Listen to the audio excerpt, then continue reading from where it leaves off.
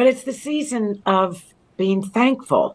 And that's my overwhelming emotion, that my gratitude. And it all goes to my constituents because they placed their trust in me. They gave me their trust. That's something to me that is sacred. And they gave it to me over and over and over again for 16 terms. So I think I'm one of the luckiest members of the entire Congress, including the distinction, how distinguished my congressional district is. This is the innovation capital of our country, I think the world. So it's a great honor, but it's a tall order to represent this district the way it deserves to be represented. How did you make this decision, and why now? Mm-hmm. Well, most people don't believe this, but it is the case. Every time re-election or election time rolls around, we're not on automatic pilot. I've never been on automatic pilot. We do give thought to it because it's a huge commitment. It's your life. It's 7 days a week. It's commuting across the country every week. It's making weighty decisions. Is it a great honor? Of course it is. But it's a huge responsibility. So in thinking about it this time, actually I was fully prepared to run for re-election. My constituents, supporters were right there. The endorsements were there. The volunteers were securing signatures on petitions. And people were making sure that I had the resources. But there was a little voice inside of me, a little voice that I guess was whispering, it's time. It's time, Anna. And so Did that voice give any reason? No, I think because it's time. When all I can speak to is my own experience, and that I have that sensibility that it's time. I don't need to have an excuse as to why it's the time. It's the time. I've had the fullness of time. It's a remarkable experience in the Congress. Did I ever think I would serve for 16 terms and a highly productive record of bipartisan legislation? 66 bills of mine have been signed into law by 5 presidents. So it's a grand and marvelous experience. But it's because it is more than full time, and it is my first responsibility. Every day of the week, no matter what time it is, 7 days a week. I think I know that I'm looking forward to a time where I don't have a long list of have-tos every single day. I can pick and choose. So this has been glorious, beautiful. So few Americans have ever been chosen to serve in the Congress, maybe about 11,000 since our country was born, and that my constituents chose me. I am so grateful to have to represent them. But I have a year left, the other half, and any big goals coming up for your remaining time? I do. The whole issue of artificial intelligence. I'm so honored that Time Magazine chose me as one of the 100 most influential in AI. So this is something that holds enormous promise, but it also holds peril. And it's up to us to develop the guardrails so that this is so wholly beneficial to society. It needs to be democratized. Every sector of our country, not only the high technology sector, but the medical sector, the academic sector, the nonprofit sector, the public sectors, the small business sector of our country. Our society, our country is made up of all these sectors. They all have to have access to the research, the development, all of the tools so that we can bring the best of this to all of these sectors. So I'm excited because it's bipartisan, it's bicameral. The president put the policy in his executive order, but this needs to be governed by statute. And I'm so grateful to Stanford University and their Human Artificial Intelligence Center there, because they've been the wind beneath my sails on this. So I want to get this done. I think it would be transformational for our country. Mm-hmm. Okay. And as far as getting things done, I know this is a big one, but what is the one thing that you're most proud of that you've accomplished so far? I don't think there's one thing, honestly, that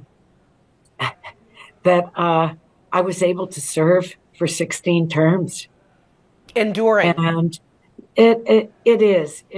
And that what I hope I leave behind is a legacy of integrity, and that my public service would be a source of inspiration to others, most especially young women, because that pathway to the public table is so important. And then to be seated at that table is absolutely essential for a stronger and better democracy.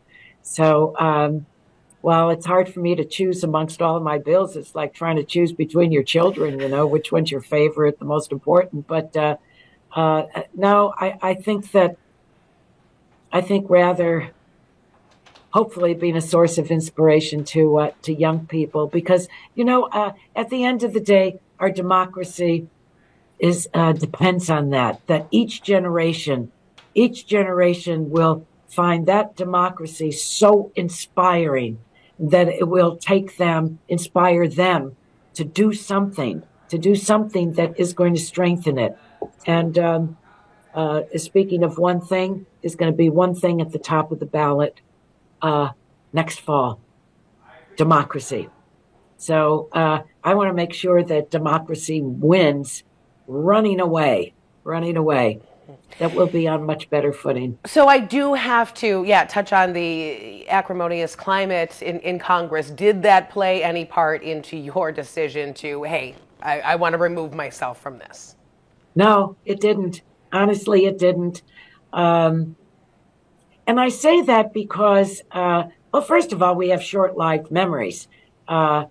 During my service in the Congress, there are many times where I thought they were heavenly. I mean, just historic legislation, Pope Francis speaking to the Congress, coming to the United States of America. I mean, there's so many things that are so exciting, so marvelous, so heavenly. But we have been and walked through hell as well many times during my tenure. So, no, I'm not running away from the Congress. I'm sad that it is so dysfunctional, but I've never thought that two wrongs make a right. And I've always known that my constituents I knew how my constituents wanted me to comport myself. So, in the kind of the flood of messages today, I have some beautiful messages from my Republican colleagues. And, I treasure that.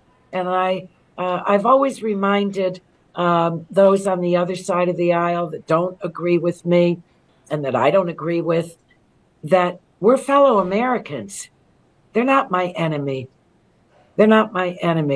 And it's hard sometimes. Sometimes you just want to punch some people in the nose, But how we conduct ourselves, what we do, how we treat one another. I can't cure the whole system, but I've never been attracted to making it worse. I always want to lift it up. Makes me feel better, number one.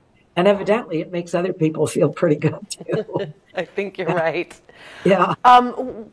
What qualities would you like to see in the person who ends up taking your seat after you're done with it? Integrity. Never vote out of fear. I have never voted out of fear, not once. They may have been the toughest votes at the time, but if I was convinced that I was doing the right thing for my constituents and for our country, I was fully prepared to explain that to constituents. And if they didn't agree with me, that's the way it is. No one in my family agrees with me all the time. So there's always going to be dissension. And, when you're first elected, I'd like to think there's 100% goodwill. But I've always understood that every time you vote, you subtract from the 100%, and that should not deter you because that's our system. So I hope that I want to see, everyone wants to see, it's not just me. People want to look up to who represents them, that they have integrity, that they have a deep love for this democracy, and that they will do everything they can to protect it, to uphold the Constitution, the oath that we take. And you know what? The rest will fall into place.